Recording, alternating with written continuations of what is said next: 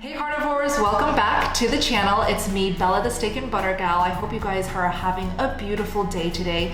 Today's video, I have a very special and gorgeous guest. Her name is Michelle Lalich. She is a 2-year carnivore now. She is a Malaysian fashion consultant and currently she is working and living in Singapore. Everybody, welcome my guest, Michelle.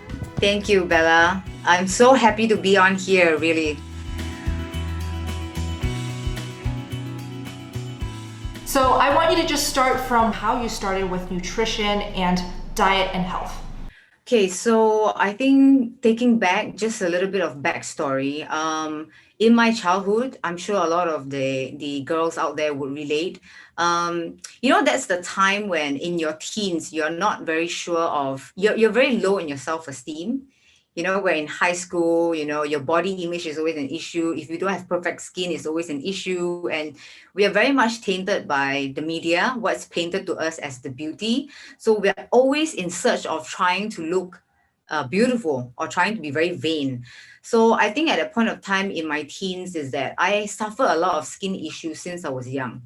And this is probably genetics because my mom herself had a lot of skin issues like rashes, eczema.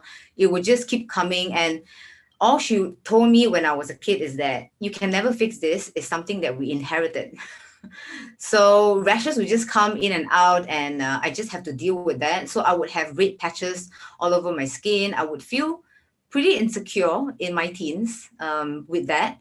I never had perfect skin and never really knew what I should do. I was never really into eating savory, like proper food. I grew up eating things like Oreos, all the sweet desserts, candies, biscuit, anything that was instant. My mom was very hardworking at a point in time. My dad as well. They were always out. So they could only prepare us like instant meals, like instant noodles. Yes. Anything that's easy. Yeah, anything that's easy. Oh, so when you were growing up, I'm guessing you were living in Malaysia. Yes, it was in Malaysia. So what does a typical Malaysian cuisine look like? Typical Malaysian, in breakfast, it's a rice that is cooked in coconut like essence, rice, and then there's a side of like anchovies and chili paste and nuts. I know it sounds really crazy right now, and fried chicken. Oh, whoa. So fried, so at least there's meat, but it's fried. Yeah. Lots of rice, I'm guessing too. Yes, so they call it the nasi lemak. Nasi lemak, if you translate it, right, it actually literally means fat rice.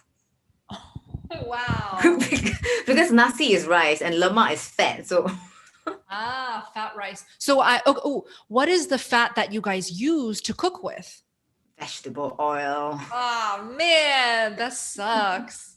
Yeah. Yeah, it's everywhere in the stores, and that's what they cook it in. And in Malaysia, it's very popular that people like to deep fry in obviously vegetable oil. Yeah, of course. Okay, so I have a good idea of what you ate growing up. And regarding your self-esteem, your skin issues, I totally relate. I don't know about you, but I had a lot of acne on my face. Lots of rosacea, very red skin.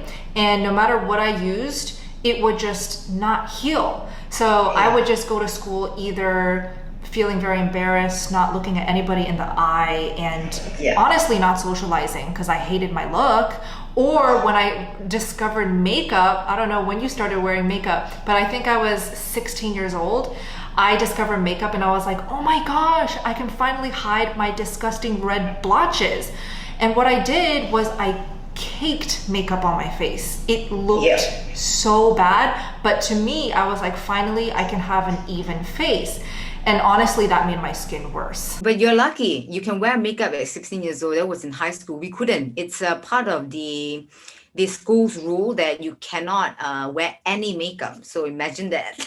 Oh no. When did you start realizing that skin could be improved with nutrition? I did a lot of research trying to see what's out there. Everyone is talking about Accutane. You should try Accutane. It's all in the forums, like this is the magic pill.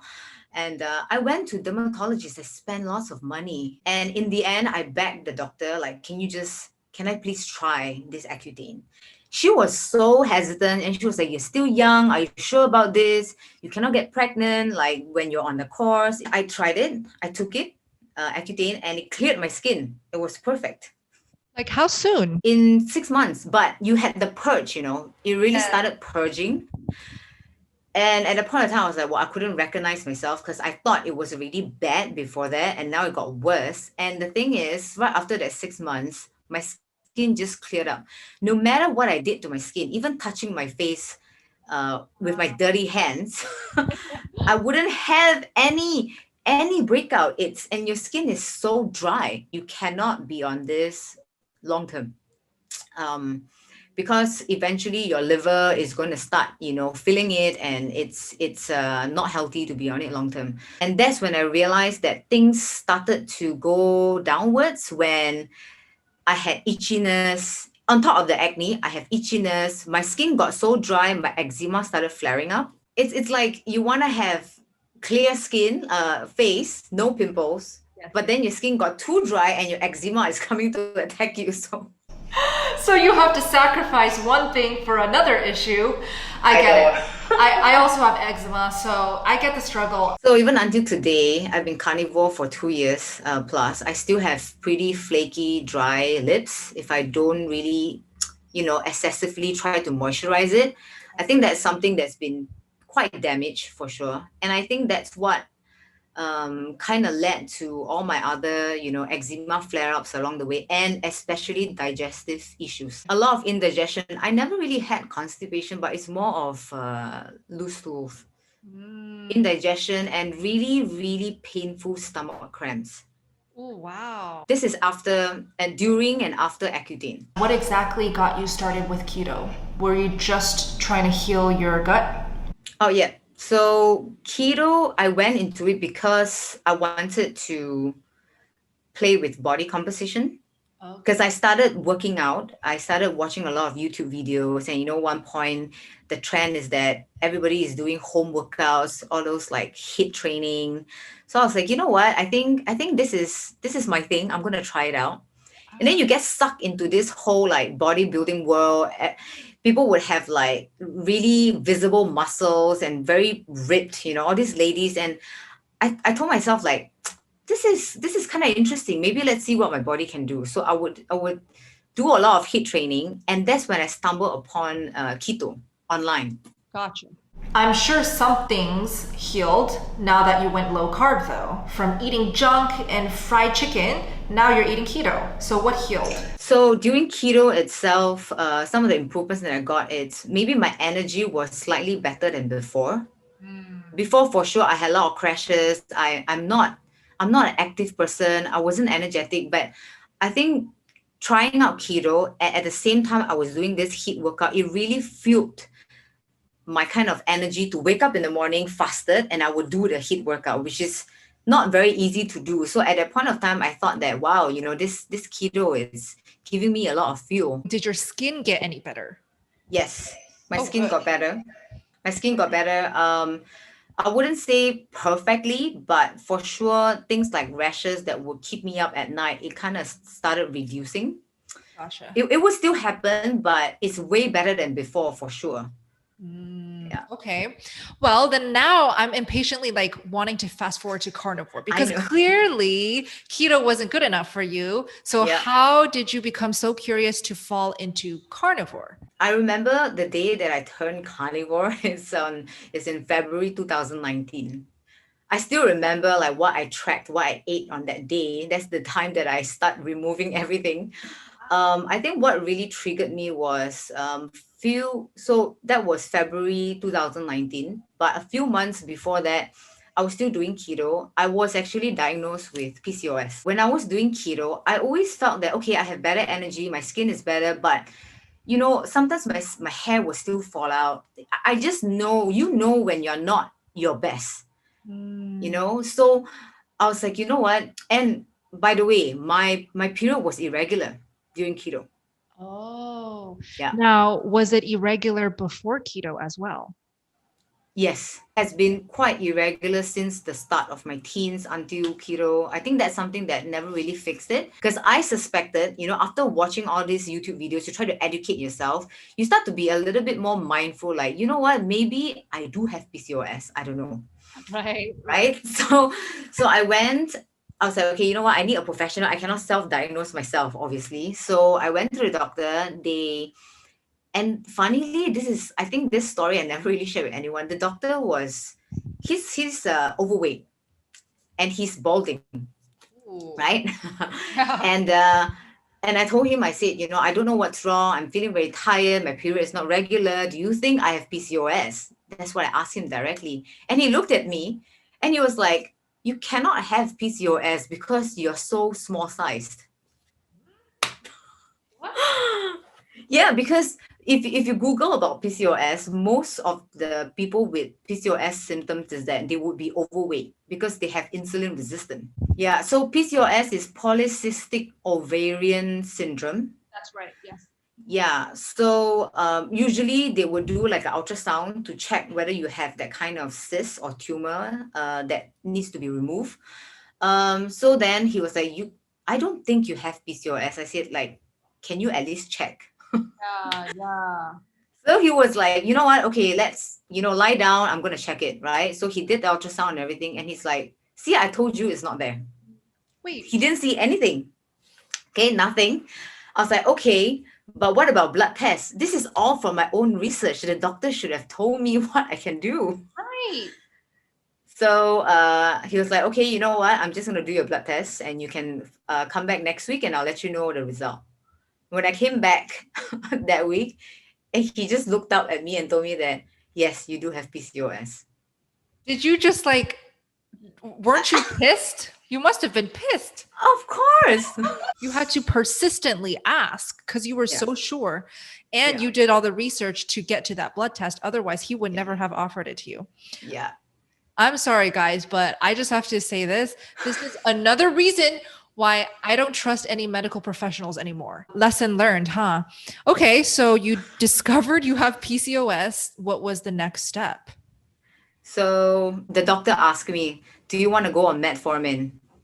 Oh, are you serious right now? I'm not even 30 years old. Like, come on. And I was like, you know what? It's okay. I would. And my mom was quite worried. She was like, you know what? Maybe you can continue to do your research. She knows my personality. Like, I would try to fix something on my own before I take medication because that is not what I want to do because that's what Accutane did to me. So I started Googling and I came upon Stephanie Keto person talking about like all these issues that people have. And I know that PCOS is tied together with insulin resistance. Period is irregular, your mood will be unstable and so on. So because of this whole PCOS trigger, that got me into carnivore. Well, that's such a blessing, truly, because when you're in a desperate moment, you really search harder. I'm curious, how did you start the carnivore diet? Did you do overnight type of deal or did you do gradually into it? Overnight type of deal. Just There's no such thing as like slowly into it. No. Not with me. Same like you know that. So we are both type A personality, all in or not at all type of absolutely no moderating, just all in. So Michelle and I, we both started carnivore overnight. Now, this is where actually we should discuss a little bit about whether or not we both would actually recommend it to others doing this overnight flip of a switch, right? Yeah. Your thoughts? Okay, based on my observations and watching a lot of YouTube videos of people trying out the carnivore diet and podcasts, I noticed that there are some people that are more suitable for the all-in approach. You need to know your personality. So if you are type A, you are very much in control, you have a lot of discipline. You know yourself better. If you have a lot of discipline and you have a checklist of everything, you keep things organized, I think all in is going to be good for you because, and one thing is that you need to have the grit because all in would also mean that you're going to have more side effects at once. True, very true. Yeah, so you need to remind yourself that, okay, you know what, I'm the kind of personality that I can push this through at one go. I'm just going to do it. That will be all in. But for someone that, maybe they come from the background of their personality type is a bit more passive. They like the approach, take things slow, that kind of approach. And they're always skeptical about things like, oh, I'm not sure about this, I'm not sure about that, not very confident. Like I think, indecisive. yeah, indecisive. Then probably you want to come up with a list, take one thing at a time. Maybe like watching Bella's video, that, she's doing this beef only. So you could probably do it at the end of a checklist. Your goal is to do beef only, but then work backwards, right? Then before that, how are you going to slowly get into the beef only? Maybe at the start, you should include all meat. Doesn't matter what it is. It can be sausages. It can be, not just beef only, but include all the animal products. So at least you have more variety. So you won't feel like you're only left with one option. And that's quite difficult. Oh, I love that advice. Never heard of that. That is very, very nice. Okay, so having like your end goal as that end target, the light at the end of the tunnel, but then coming up with the very meticulous steps to get there. Oh, I love that. All right, so Michelle, you started the carnivore diet overnight, and you must have come across a lot of hurdles, issues that just came all at once. I know I have. I would love to hear what you had to overcome. Okay, so I think before you start to go all in, I think it's very important that try not to copy what exactly people are doing. So for me, I didn't know that I have some food sensitivities at the beginning of carnivore. So things like shellfish, seafood, that kind of depends. Beef is always very safe. Beef should always be a staple for sure. Ruminant animals, so even like lamb, if you prefer the flavor, you can have that kind of variety. It kind of gives you a different taste, so it satiates you more. But what I did was that you should avoid doing this is that when I see what is on other people's plate in YouTube, right, I will be like, okay, you know what? I'm going to do the same thing. I will have a steak, I will have a lamb, I will have salmon and salmon roll, right? Okay. And which I think, okay, why not salmon roll, for your omega-3 and so on. And when I did, and the worst thing is I did not know, I wasn't very confident like where I got the fish roll from. I just went to some market and get it. Oh. I think you kind of know what I'm going to say, right? Yes. So I just followed what others are doing without going deep into my own background and doing my own research, whether this food works for me. I had allergic reaction eating the salmon roll. Oh, really? Yeah, I had some hives after that. And then immediately I told myself, oh no, this carnivore is a bad idea. Oh man, see, this is one of the top mistakes that I hear over and over again. Somebody copying somebody else's meals, and then it doesn't work out, and they automatically assume carnivore is not for me, and they leave. Doesn't work, yeah. But you didn't leave. I did not. I was like, no. I think it's the salmon roll. I'm gonna try again. Okay. The all in, right? Yes. What did you end up discovering is best for you? Beef, lamb. I work well with beef and lamb. Cool. For sure. I know some carnivore thrive without salt, but I realized that I do need salt. But I'm open-minded. I try to do without the salt. Then I started feeling a little bit more dizzy. I'm not really my best. So I started adding salt again. Okay. So ruminant animals, definitely I would say 90% of what I eat is beef. I did try organ meat as well, but not always, once in a while. Those are the ones that's been working well for me. Yeah. Oh, beautiful. Yeah. And I wanted to add on to the salt topic. Salt is huge in the carnivore community, definitely in the keto community. And since both are pretty close to each other, what should one do about salt, right? And this is another big mistake that people will leave the carnivore diet for, because they think either it's a ton of salt or none at all. That's usually the trend that I see. Well, guess what? Nobody knows how much salt you need for your body until you start experimenting with it. So, of course, you can start the carnivore diet as a newbie with a lot of salt, right? If you're coming from a diet with already high sodium, high salt, I highly recommend that you do not cut it out completely. In fact, you should wean off of it if your goal is to do no salt.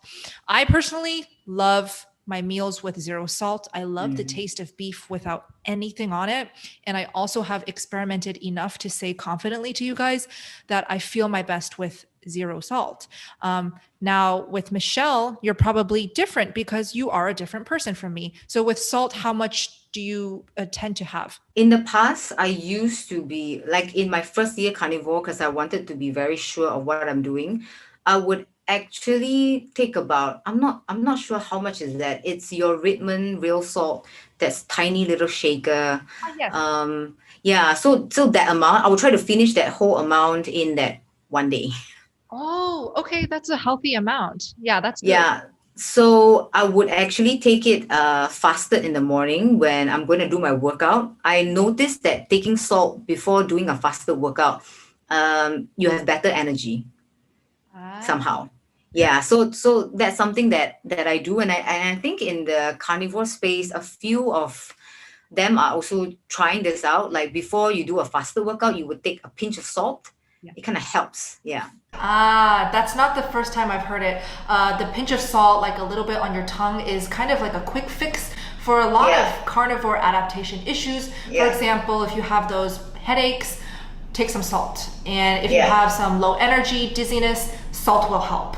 Even for fasting, if you're a newbie to Yes. fasting and you get those hunger pains, salt will help as well. So, Yeah. good idea. Let's go more into detail regarding how you felt and what changes you saw the longer you were carnivore. The first change definitely is my skin. I thought that I would have to be on Accutane for the rest of my life, but ever since cutting out all the junk, all the things that I learned in keto, I'm not saying keto is bad. I'm just saying just be a little bit smarter in your keto choices. So things like your vegetable oil, your nut butter, your cheese, depending where the cheese is from. I was very into that in keto, but the moment I went to carnivore, removing all those really helped with the condition of my skin. So eczema is gone. I no longer have hives where, I would feel itchy. I think it's the histamine response. I think carnivore really improved the histamine issues for sure. And acne, I mean, the girls would know that, whenever it's the time of the month, you will have some kind of like cystic breakout. I don't have that anymore. Yeah. Wow, what a Number one, that's benefit number one. the first of a long list. And I know Michelle's story, so I want to uncover the best parts of her story. So her biggest benefit, definitely the skin. Also for me, so this is not new and you guys hear about it all the time from me, that skin does improve like drastically. So we both can confidently say that during our period, the worst time for our skin is fine. No more cystic bumps. Yeah. I usually get it around the mouth. Same. Yeah, so literally Yeah. no more. On keto, I think maybe some people will relate. Like on keto, you would still have like very tiny little bumps here and there. It's not just the hormonal. I think it's histamine. So It could be. Yeah. That's a good Yeah. point. Yeah, like little whitehead, little tiny Yeah. specks. yes. For me, I started extremely, extremely oily. But when it was winter time, like in New York, when it's freezing, my skin would be peeling, but yet so greasy. So this was when I was vegan. My skin was completely messed up. But I would have all of the issues, flaking, but still very greasy. My makeup will always melt off my face at the end of the day, and carnivore definitely stabilized my skin. It's definitely more normal, but still a little bit more on the oily side. But still, it's a lot better. At least I don't flake. But I must say, after watching a lot of these videos and people on Instagram, your skin is really the best that I've seen, because Wow. really looking at the angle of like, not just the shape, it looks very firm. Thank you. Well, hey, It's all the 24, collagen, Michelle. No, you see, You see, I wish I can go back to my 24 years old and told myself that, hey, just do carnivore.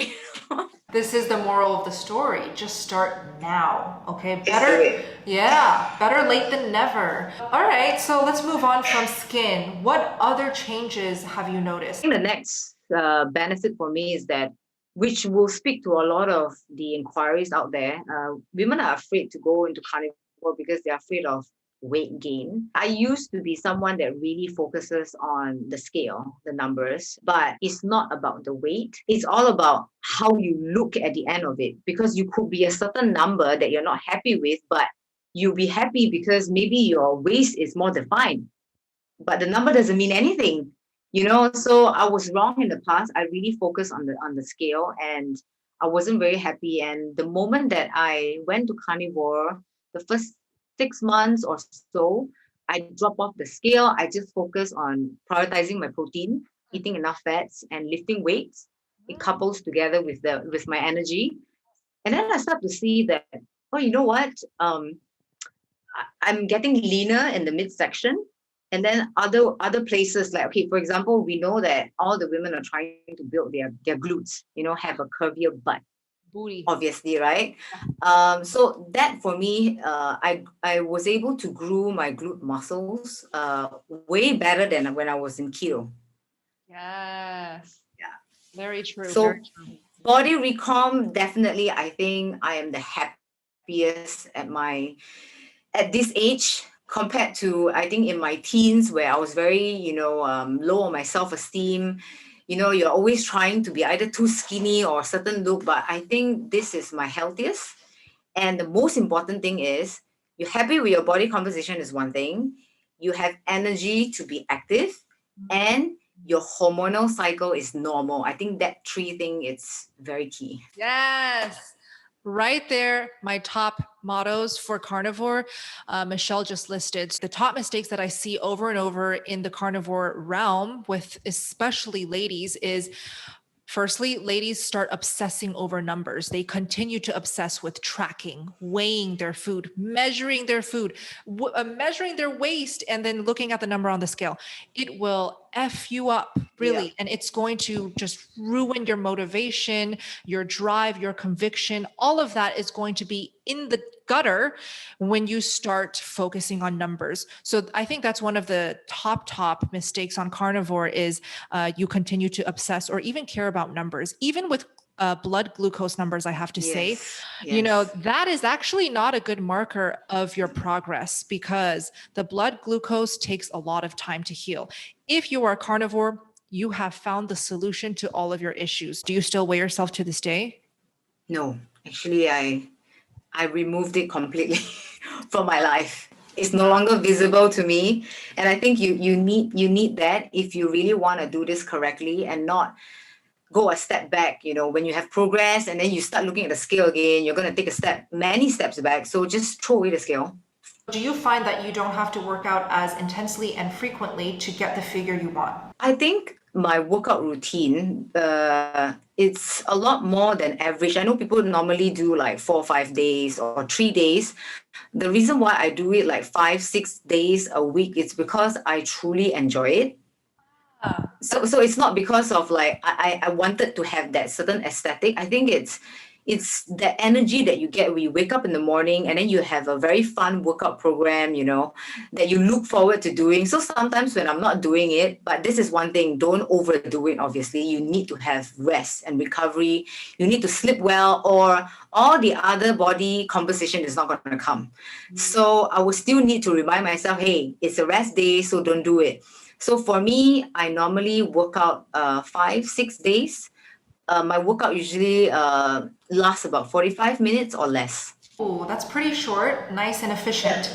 Yeah. You touched on another big mistake that I really love, and I want to just elaborate a little bit more, is you don't give your body time to rest, right? You don't focus on the rest, and you are obsessing again on working out, exercise, overstressing your body basically.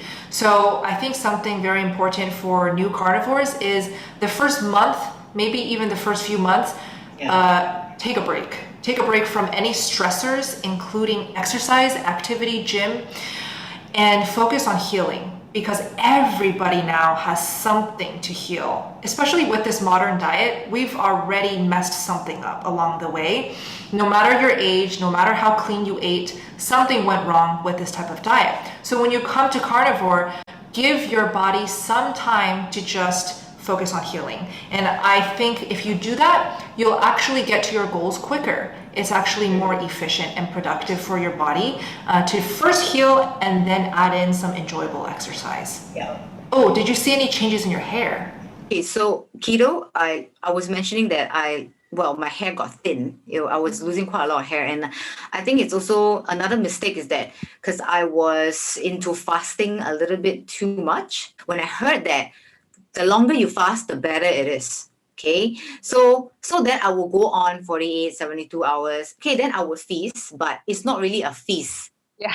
As what I have, learned from Coach Raymond in your IG live. Yes. You would just eat what you think it's suitable at that point of time, like satiates you, but it's not a job to feast, right?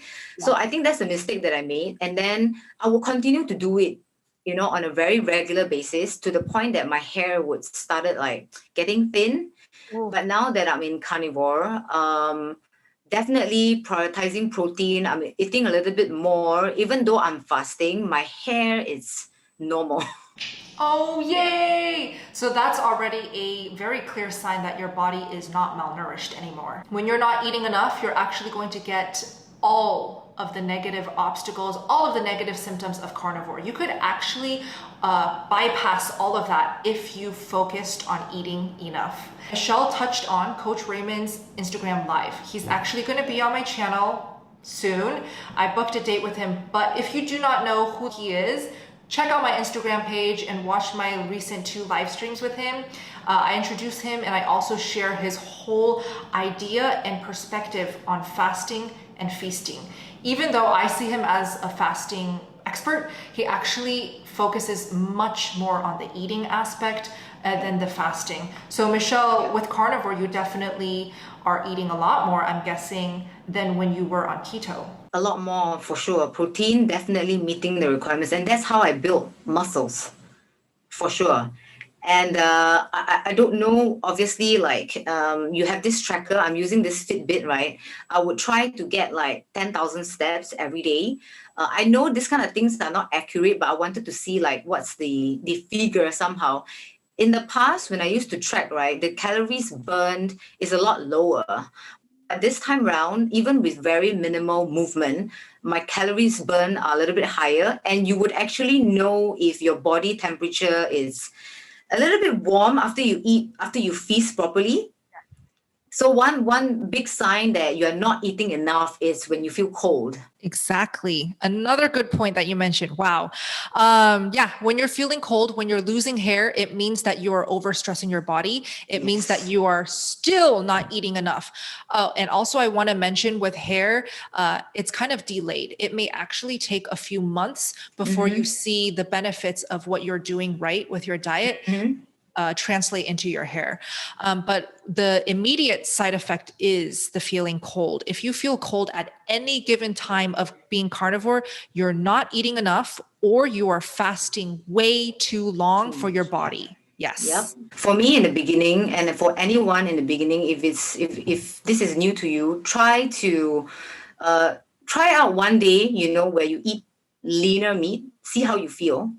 And then try higher fat and see how you feel. I think all of us are very different, but at the end of the day, the fats and the meat itself, the protein, right? It's ultimately what your body needs. Sometimes you may need more of the fat, sometimes you may need more of the protein, and it changes. For me, I eat higher fat a week before my period. And then I will get to minimize all the cramps and the tender chest. All those would go away if I go higher fat. Yeah. Ooh, very well said. And another great point and mistake that many people tend to make is they think when they find that perfect ratio, they need to eat that every day. It's almost like a requirement. And if they don't do it, they won't feel they're optimal. Well, guess what? It's not that simple. You have to always be in tune and listen to your body, because day to day, you may actually find your needs for both macros will change. especially around your period time. So excellent point. I really enjoy our conversation. I enjoy all our other conversations as well, and even watching all the videos that is being put out. I think we are really sending a very strong message that, you be your own person to experiment and be very, very mindful of what you're trying out, and never give up.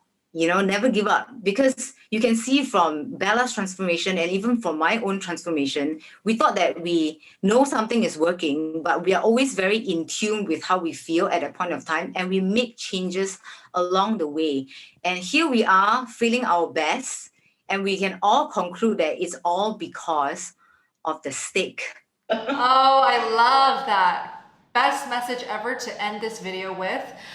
As long as you are willing to eat the meat, you will be fine at the end of the day.